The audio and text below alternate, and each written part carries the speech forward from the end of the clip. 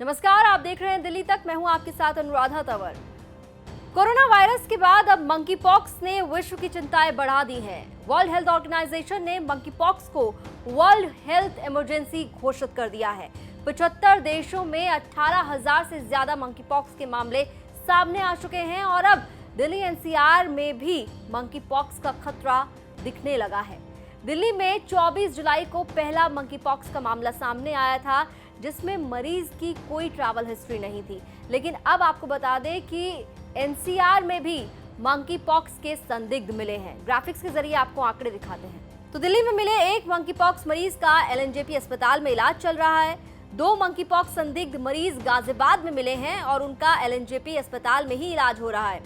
नोएडा में भी एक मंकी पॉक्स संदिग्ध मरीज को एलएनजेपी अस्पताल में भर्ती कराया गया है।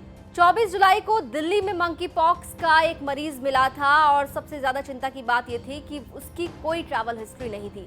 लेकिन गाजियाबाद में भी अब 2 संदिग्ध मिले हैं और इसके अलावा नोएडा में भी एक और संदिग्ध मरीज मिला है मंकी पॉक्स का। जिसमें गाजियाबाद की बात करें तो गाजियाबाद में जो एक संदिग्ध मरीज सामने आया है, उसकी ट्रैवल हिस्ट्री है वो 2 महीने पहले फ्रांस गया था और उसके बाद आपको बता दें कि 20 दिन पहले ही बॉम्बे से वापस आया है।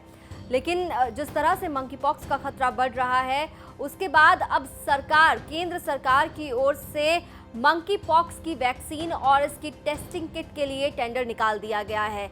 लगातार मंकी पॉक्स के मामलों को लेकर चिंताएं बढ़ने लगी हैं।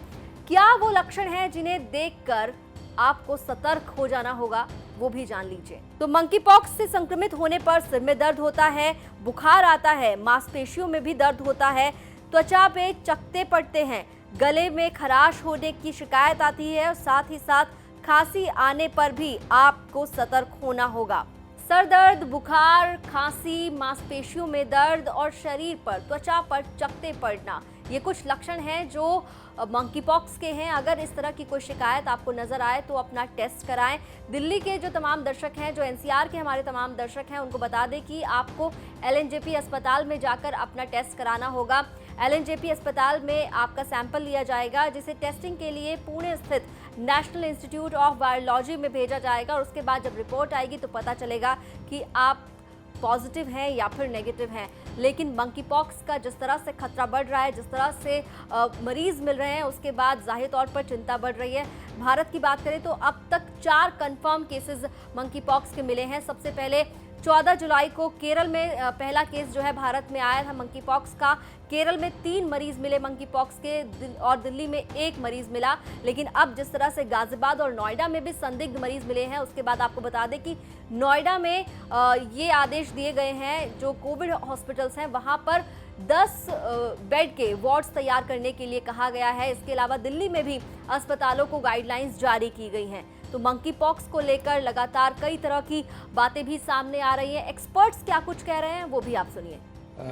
हमारे देश में जहाँ तक आज तक की जानकारी मुझे उपलब्ध है, हमारे पास 4 केसेस हैं जो कि कंफर्म्ड हैं और एक और सस्पेक्ट केस है, उसके बारे में जानकारी और जांच हो रही है, उसकी जानकारी भी उपलब्ध हो जाएगी। तो इस तरह से छोटा नंबर है, लेकिन देश में आया केस आगे है, तो हमें सतर्क रहना चाहिए और बहुत ज़रूरी है कि ठीक जानकारी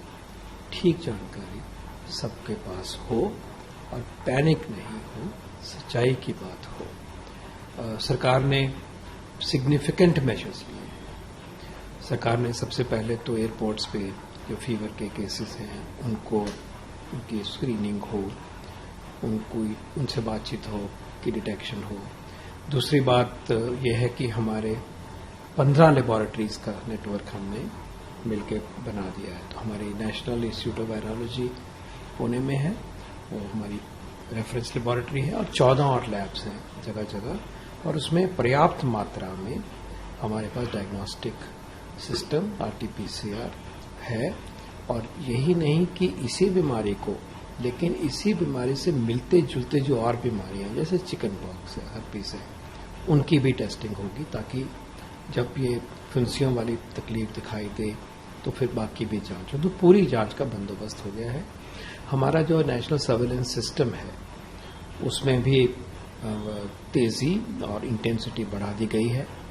भारत सरकार ने स्टेट्स के साथ मिलकर पूरी कोऑर्डिनेशन की मीटिंग्स करी हैं, हाई लेवल पे भी मीटिंग्स हुई हैं। और सबसे बड़ी इम्पोर्टेंट बात है कि जो national guidelines on monkey pox हैं वो पहले ही कई हफ्तों से पहले से ही उपलब्ध है। उसकी पूरी प्रक्रिया और कैसे इसको फेस करना है, कैसे जो पेशेंट है उसको आइसोलेट करना है, क्या करना है, तो सारी जानकारी जो है वो वेबसाइट पे उपलब्ध है। और ये काफ़ी अरसे से है, जब भी बाहर ये ऐसे केसेस आने शुरू हुए। तो इन शॉर्ट सरकार पूरी तरह से सतर्क है और जो टेक्निकल स्टेप्स लेने चाहिए, जो एडमिनिस्ट्रेटिव स्टेप्स लेने चाहिए वो लिए जा रहे हैं, और भी लेने की जरूरत होगी वो भी लिए। मंकी पॉक्स को लेकर लगातार स्टडी हो रही है और कहा जा रहा है कि मंकी पॉक्स भी कंटेजियस डिसीज है। मंकी पॉक्स के बारे में ये भी कहा जा रहा है कि अगर कोई व्यक्ति संक्रमित है और उसके संपर्क में अगर आप आ रहे हैं तो आप भी मंकी पॉक्स से संक्रमित हो सकते हैं। यौन शोषण से भी मंकी पॉक्स के किसी संक्रमित व्यक्ति के साथ अगर आप संपर्क में आते हैं तो आप संक्रमित हो सकते हैं। उसके कपड़े पहनने पर भी संक्रमित होने का खतरा बढ़ता है। आसपास होने पर अगर वो व्यक्ति छींकता है या खांसता है तो भी संक्रमित होने का खतरा बताया जा रहा है। और ऐसे में कहा जा रहा है कि आपको एक सर्टेन डिस्टेंस मेंटेन करना होगा और साथ ही साथ चेहरे पर मास्क लगाना होगा। अभी फिलहाल यही एहतियात बताई जा रही हैं, लेकिन बहुत ख्याल रखने की ज़रूरत है क्योंकि जिस तरह से मंकी पॉक्स के संदिग्ध अब दिल्ली एनसीआर में मिले हैं उसके बाद थोड़ी चिंताएं और बढ़ गई हैं। लेकिन अभी घबराने की कोई ज़रूरत नहीं है। बहुत ज़्यादा सीवियर नहीं बताया जा रहा है मंकी पॉक्स को। बताया जा रहा है कि 2 से 4 हफ्ते में मरीज जो है ठीक हो जाता है। दिल्ली एनसीआर की तमाम खबरों के लिए आप देखते रहिए दिल्ली तक।